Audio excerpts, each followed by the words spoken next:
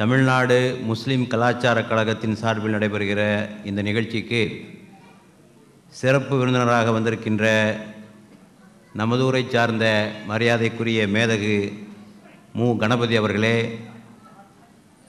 இன்னும் இங்கே சிறப்பு விருந்தினராக வந்திருக்கின்ற இஸ்லாமிக் பிரசன்டேஷன் கமிட்டியினுடைய மேனேஜர் சகோதரர் ஜமால் அல் ஷத்தி அவர்களே, கரீம் இர்ஃபான் அவர்களே, ஐஎம்ஏனுடைய முன்னாள் தலைவர் இன்ஜினியர் முகமது கலீலுல்லா கான் அவர்களே, தமிழ்நாடு முஸ்லீம் கலாச்சார கழகத்தினுடைய தலைவர் ஜனாப் முகமது இக்பால் சாஹிப் அவர்களே, மற்றும் இங்கே திரளாக குழுமியிருக்கிற பெரியோர்களே, தாய்மார்களே, உங்கள் அனைவர் மீதும் இறைவனின் சாந்தியும் சமாதானமும் என்றென்றும் நிலவட்டுமாக. அஸ்ஸலாமு அலைக்கும் வரஹ்மத்துல்லாஹி வபரகாத்து. தமிழ்நாடு முஸ்லீம் கலாச்சார கழகத்தினுடைய 12வது ஆண்டு விழா ஒரே சமயத்தில் தமிழுக்கும் ஆன்மீகத்திற்கும் சேவை செய்கின்ற ஒரு அமைப்பாக நாம் இதனை பார்க்கிறேன். தமிழ் பணி ஒரு புறம், ஆன்மீக பணி ஒரு புறம், சமூக சேவை ஒரு புறம், கல்வி பணி ஒரு புறம், மருத்துவ சேவை ஒரு புறம், இலக்கிய பணி என்று பல்வேறு முகங்களை கொண்டு இந்த அமைப்பு பணியாற்றி வருவது நமக்கெல்லாம் மகிழ்ச்சி தரக்கூடிய செய்தியாக இருக்கிறது. சென்ற வாரத்தில் நடைபெற்ற இந்த மருத்துவ முகாம் இந்நாட்டு மக்களையெல்லாம் மிகவும் பெரிதும் கவர்ந்திருக்கிறது.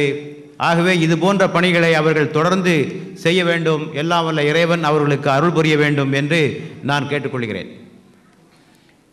தமிழ் கலாச்சாரமும் இஸ்லாமிய கலாச்சாரமும் சங்கமிக்கின்ற ஒரு இடம் இருக்கிறது. ஒன்றே குலம் ஒருவனே தேவன். இது தமிழ் இலக்கியத்திலே மிக ஆழமாக வலியுறுத்தப்பட்டிருக்கிற ஒரு கருத்து. ஒன்றே குலம் ஒருவனே தேவன், unity of God and unity of mankind. This has been stressed in Islamic literature as well as in Tamil literature. ஆக மனித குலத்தை ஒருங்கிணைப்பதற்கான மாபெரும் கொள்கை ஒன்றே குலம் ஒருவனே தேவன் என்பது. மொழியின் அடிப்படையில் ஒற்றுமைப்படுத்தலாம் என்றால் அந்த மொழிக்காரர்கள் மட்டும்தான் ஒற்றுமைப்பட முடியும். மற்ற மொழிக்காரர்கள் இதிலே கொண்டு சேர்ப்பது. நாட்டின் அடிப்படையில் ஒற்றுமைப்படுத்தலாம் என்றால் அந்த நாட்டுக்காரர்களை சேர்க்கலாம், மற்ற நாட்டுக்காரர்கள் இதிலே கொண்டு சேர்ப்பது. மனித குலம் ஒன்று, இறைவன் ஒருவன் என்றால் மனித குலம் ஒன்றாகத்தான் இருக்க வேண்டும். இஸ்லாம் மிக தெளிவாக சொல்கிறது, நீங்கள் இன்ன ரப்புக்கும் வாஹித் வ இன்ன அபாக்கும் வாஹித். உங்களுடைய இறைவனும் ஒருவன், உங்களுடைய ஆதி பெற்றோரும் ஒருவர். ஆக நாம் அனைவரும் ஒரே கடவுளாலே படைக்கப்பட்டவர்கள். ஆகவே நாம் அனைவரும் சமமானவர்கள். நாம் அனைவரும் ஒரு தாய் தந்தையருடைய வழித்தோன்றல்கள். ஆகவே நமக்கிடையே ஏற்றத்தாழ்வு என்பது கிடையவே கிடையாது. நபிகள் நாயகம் மிக தெளிவாக சொன்னார்கள், கருப்பனை விட வெள்ளையனோ, வெள்ளையனை விட கருப்பனோ சிறந்தவன் அல்லன். அரபியரை விட மற்றவரோ, மற்றவரை விட அரபியரோ சிறந்தவர் அல்லர். உங்களிலே சிறந்தவர் யார்? இன்ன அக்ரமக்கும் இந்தல்லாஹி அத்துகாக்கும். உங்களிலே எவரிடத்திலே தக்வா இருக்கிறதோ அவர்தான் உங்களிலே சிறந்தவர். ஆக மனிதனுடைய உயர்வுக்கு அளவுகோல் என்னவென்று சொன்னால், எவரிடத்திலே இறை அச்சம் இருக்கிறதோ, ஒழுக்க மாண்புகள் எவரிடத்தில் இருக்கிறதோ அவன்தான் மனிதனே உயர்ந்தவன் என்ற கருத்தை ஆணித்தரமாக இஸ்லாம் நமக்கு சொல்லுகிறது. ஆக இந்த ஒன்றே குலம் ஒருவனே தேவன். அதே போல இன்னொரு கருத்து இஸ்லாத்திற்கும் தமிழ் இலக்கியத்திற்கும் மிக நெருக்கமான கருத்து, யாதும் ஊரே யாவரும் கேளீர் என்ற கருத்து. எல்லாம் என் ஊர் தான், எல்லாரும் என்னுடைய சகோதரர்கள் என்பது பண்டைய தமிழ் இலக்கியத்திலே சொல்லப்பட்டிருக்கின்ற கருத்து. இது இஸ்லாத்திற்கு மிகவும் ஏற்புடைய ஒரு கருத்து. இறைவனை நாம் எப்படி பார்க்கிறோம் என்று சொன்னால், ரப்புல் ஆலமீன் அவன் அகிலத்திற்கெல்லாம் அதிபதி. அவன் தமிழ்நாட்டிற்கு மட்டும் அதிபதி அல்ல, அரேபியாவிற்கு மட்டும் அதிபதி அல்ல, இந்த உலகத்தையே படைத்தவன். ஆக இறைவனுடைய பார்வையிலே எல்லா நாடுகளும் சமம், எல்லா மொழிகளும் சமம், எல்லா இனங்களும் சமம். ஆக மொழிகளுக்கிடையே ஏற்றத்தாழ்வு கிடையாது, நாடுகளுக்கிடையே ஏற்றத்தாழ்வு கிடையாது. ஆகவே இந்த யாதும் ஊரே யாவரும் கேளீர் என்ற கோட்பாடும் இஸ்லாத்திற்கு மிகவும் நெருங்கி வரக்கூடிய ஒரு கொள்கையாக இருப்பதை பார்க்கிறீர்கள். இஸ்லாம் இதனை செய்து காட்டியது, வெறும் தத்துவமாக சொல்லவில்லை. நீங்கள் நன்றாக வரலாற்றை புரட்டி பாருங்கள். இஸ்லாம் அரேபியாவில் பிறந்தது. ஆனால் இன்றுள்ள முஸ்லீம்களுடைய ஜனத்தொகையில் 20% மக்கள் தான் அரபுக்கள். 20% மக்கள் தான் அரபுக்கள். எஞ்சிய 80% மக்கள் அரபுக்கள் அல்லாதவர்கள்.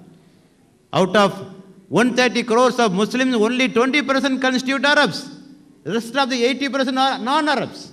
ஆக அரேபியாவிலே பிறந்த ஒரு மார்க்கம் அரபு அல்லாத மக்களால் ஏற்றுக்கொள்ளப்பட்டிருக்கிறது. ஆகவே இந்த யாதும் ஊரே யாவரும் கேள்கின்ற தத்துவத்தை இஸ்லாம் இந்த உலகத்திற்கு வழங்கி அதனை செயல்படுத்தி காட்டீர். ஆக இவையெல்லாம் மனித குலத்தை ஒருங்கிணைக்கக்கூடிய கோட்பாடுகளாக நாம் பார்க்கிறோம். இன்று உலகிலே மனிதர்களை பிரிப்பதற்காக பல கொள்கைகள் இருக்கின்றன. இந்த அரபு நாட்டிலே ஒரு காலத்திலே இஸ்லாம் வருவதற்கு முன்னர் சொன்னார்கள், உலக இனத்தையே இரண்டாகத்தான் பிரித்தார்கள், ஒன்று அரபியர்கள் இன்னொன்று அஜமியர்கள் என்று பிரிவுகளாக பிரித்தார்கள். யூதர்கள் சொன்னார்கள் ஜென்டைல்ஸ், ஜூஸ் அண்ட் ஜென்டைல்ஸ், அவர்கள் பிரித்தது உலகத்திலே யூதர்கள் சிறந்தவர்கள் மற்றவர்கள் இழிவானவர்கள் என்ற ஒரு கருத்தை சொன்னார்கள். ஹிட்லர் சொன்னான் ஆரியன் ரேஸ் இது superior race, other race are inferior race என்ற ஒரு கருத்தை சொன்னான். இப்படி சொல்லுகிற போது இங்கே இருக்கக்கூடிய முஸ்லீம் அல்லாத சகோதரர்களுக்கு ஒரு சந்தேகம் வரலாம், நீங்களும் அப்படித்தானங்க பேசுகிறீங்க, முஸ்லீமு காஃபிர் என்று பேசுகிறீர்களே, இது மட்டும் சரியா என்று ஒரு கேள்வி கேட்கலாம். ஆனால் நன்றாக புரிந்து கொள்ள வேண்டும், காஃபிர் என்பது ஒரு கொள்கையை பின்பற்றுபவன் அதனை நிராகரிப்பவன் என்பதை பிரித்து காட்டுகின்ற சொல். காஃபிர் என்ற வார்த்தைக்கு என்ன பொருள் என்றால் நிராகரித்தவன் என்று பொருள். ஆக இஸ்லாத்தை ஏற்றுக்கொண்டவன் இஸ்லாத்தை நிராகரித்தவன் என்ற கருத்தை தவிர அவர்கள் இழிவானவர்கள், படைப்பிலே மோசமானவர்கள், இழிந்தவர்கள், ஒதுக்க தகுந்தவர்கள், தீண்டத்தகாதவர்கள் என்ற ஒரு கருத்தை எங்கும் பார்க்க முடியாது. எப்படி ஆத்திகன் நாத்திகன் என்று பிரிக்கிறோமோ அதை போல இஸ்லாத்தை ஏற்றுக்கொண்டவர்கள் ஏற்றுக்கொள்ளாதவர்கள் என்று பிரிவுதான் அங்கே வருகிறது. ஆக இஸ்லாம் எல்லா மனிதர்களையும் சமமாக பார்க்கிறது. மனித இனம் ஒன்று என்ற ஒரு கருத்திலே ஆழமான ஒரு நம்பிக்கை கொண்டிருக்கிறது என்று உலகத்திற்கு தேவைப்படுவது இந்த கருத்து தான். மனித நேயத்தினுடைய அடிப்படை இதில் தான் இருக்கிறது. மனித நேயத்தினுடைய அடுத்த அடிப்படை என்னவென்று சொன்னால் தனக்கு விரும்புவதை பிறருக்கும் விரும்பு. இது எல்லா மதங்களும் சொல்லியிருக்கு, இஸ்லாம் மட்டும் சொல்லலை, உலகத்தில் பிறந்த எல்லா மதமும் சொல்லியிருக்கு. தனக்கு விரும்புவதை பிறருக்கு விரும்பும். மனுஷனுக்கு வேறு எந்த நீதி போதனையுமே தேவையில்லைங்க, இந்த ஒன்றை எடுத்துக்கிட்டாலே போதும் என்பதுதான் என்னுடைய கருத்து. தனக்கு விரும்புவதை பிறருக்கு விரும்பும். என்னுடைய மதத்தை இழிவுபடுத்தினால் எனக்கு கோபம் வரும், நான் அடுத்தவனுடைய மதத்தை இழிவுபடுத்த மாட்டேன். என்னுடைய மதத்தை திட்டினால் எனக்கு கோபம் வரும், நான் அடுத்தவனுடைய மதத்தை திட்ட மாட்டேன். என்னுடைய மதத்தை சார்ந்த உரிமைகளை பறித்தால் எனக்கு கோபம் வரும், ஆகவே நான் அடுத்தவனுடைய உரிமைகளை நான் பறிக்க மாட்டேன். இப்படி ஒவ்வொரு விஷயத்திலையும் தனக்கு விரும்புவதையே பிறருக்கு விரும்புதல் என்ற கோட்பாட்டை ஒரு மனிதன் செய்வான் என்று சொன்னால் இந்த உலகத்தில் எந்த அநீதிகளும் இருக்காது.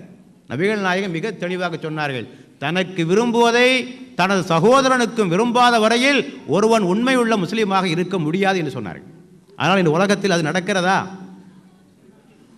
இன்றைக்கு உலக நாடுகளை பாருங்கள், வல்லரசுகள் நடந்து கொள்ளக்கூடிய விதங்களை பாருங்கள்.